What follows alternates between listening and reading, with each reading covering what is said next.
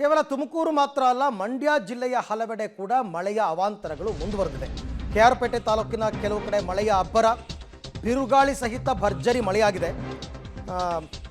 ಹೆಗ್ಗಡಹಳ್ಳಿ ಅಂತ, ಆ ಹೆಗ್ಗಡಹಳ್ಳಿನಲ್ಲಿ ನೆಲಕ್ಕುರುಳಿದೆ ವಿದ್ಯುತ್ ಕಂಬ, ಮರ, ಮನೆ ಕೊಟ್ಟಿಗೆ ಮೇಲ್ಛಾವಣಿಗಳೆಲ್ಲ ಹಾರೋಗಿದೆ. ರೇಖಾ ಮತ್ತು ನೇತ್ರಾವತಿಯವರು ಸೇರಿದಂತಹ ಮನೆ, ಮಳೆರಾಯನ ಆರ್ಭಟಕ್ಕೆ ರೈತ ಕುಟುಂಬ ಕಂಗಾಲಾಗಿದೆ. ಹಾಗೆಯೇ ಸೂಕ್ತ ಪರಿಹಾರ ಒದಗಿಸಿ ಅಂತ ತಾಲೂಕು ಆಡಳಿತಕ್ಕೆ ಆಗ್ರಹ ಮಾಡಿದ್ದಾರೆ. ಹಳ್ಳಿಗಳ ಕಡೆ ಹೆಂಚು ಮನೆಗಳು, ಶೀಟ್ ಮನೆಗಳೆಲ್ಲ ಇರ್ತವಲ್ಲ, ಈ ಬಿರುಗಾಳಿ ಮಳೆಯ ಅಬ್ಬರಕ್ಕೆ ಎಲ್ಲ ಹಾರೋಗ್ಬಿಟ್ಟಿದೆ. ಇವ್ರದೇ ಕುಟುಂಬ ಪಾಪ. ಈಗ ಅವ್ರು ಏನಾದ್ರು ನಮಗೊಂದು ಪರಿಹಾರ ಕಲ್ಪಿಸ್ಕೊಡಿ, ನಮಗೊಂದು ಸೂರು ಕಲ್ಪಿಸ್ಕೊಡಿ ಅಂತ ಕೇಳ್ಕೊಂಡಿದ್ದಾರೆ.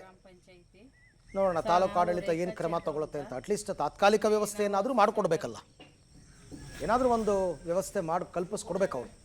ಜೊತೆಗೆ ಅಲ್ಲಿನ ಜನಪ್ರತಿನಿಧಿಗಳು ಕೂಡ ಸ್ಥಳಕ್ಕೆ ಭೇಟಿ ಕೊಟ್ಟು ಏನು ತೊಂದರೆ ಆಗಿದೆ ಅದೆಲ್ಲವನ್ನು ನೋಡಬೇಕು. ಆಮೇಲೆ ಎಲ್ಲ ಕಂಬಗಳು ನೆಲಕ್ಕುರುಳಿದೆ, ಅದನ್ನು ಸರಿಪಡಿಸಬೇಕು.